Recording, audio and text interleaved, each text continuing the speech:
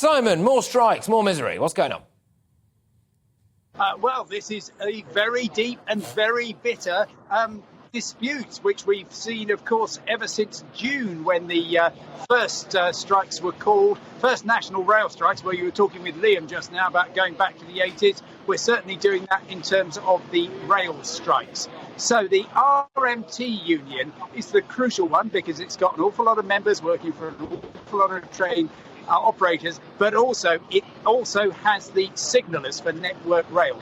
And that's why when this strike happens on the 8th of October, just like the one on the 1st of October, there will be perhaps 1 in 5 trains running on about half the network, but it's probably going to be actually a lot worse than that for rail passengers. As you say, It's the day before the Conservative Party conference, also the day before the London Marathon.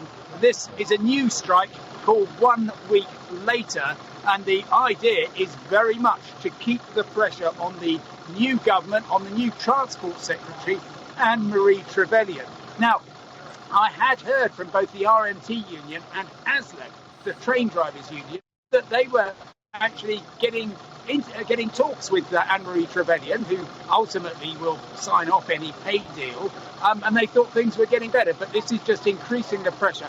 But at the same time, as you've got this massive row between the train operators, Network Rail, the government, and the unions, stuck in the middle is the tens of thousands of passengers from here who use the train every day, and millions like them elsewhere in the UK. You are an incredibly well-travelled man, and your knowledge knows no bounds on this. In relative terms, for you, how good is the pay compared with similar services internationally for whether it's train drivers, signallers, etc., anyone who's going on strike in this country, and how good is the service? Because that's what people will be shouting at their TV screens now or their radios now, wondering, are these people paid enough for the job that they do and the service they provide? Right, the main thing is that Britain thankfully has... Oh, I think we're going to try and get Simon Calder back there, are we? Yes, OK, Simon Calder, who is at Charing Cross Station for us. I believe he was there. We cut him off in his prime now. Just ask him the big question that everybody wanted to know. I think hopefully he's back with us, Simon Calder. Sorry about that, Simon, you're back. You were silenced. We thought maybe you'd gone on strike for a second, but alas, no. Talk to me. I would never walk out on you, Patrick. So look, yeah, they are well paid. If you're a train driver, then you are most definitely in the upper half of the average salary scale. You're also doing an extremely responsible job. Other workers in the rail industry, particularly cleaners and so on, would say that they are pretty poorly paid.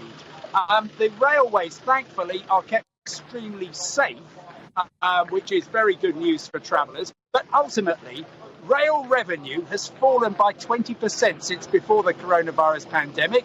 The difference is being picked up by the taxpayers. That's all your lovely viewers and you and me. Yeah. And, well, frankly, the Treasury says we can't keep subsidising this. We've got to have better productivity. We can't give you pay that keeps pace with inflation. Meanwhile, the unions say, well, all these train operators, Network Rail, they haven't given us a sensible offer. We are taking a real terms pay cut, and we are exercising our democratic right to withdraw our labour, which, and just to remind people, massive national strike 1st of October, drivers go on strike on the 5th of October, and then we have the RMT with this strike just announced in the past few minutes on the 8th of October. Good luck, everybody.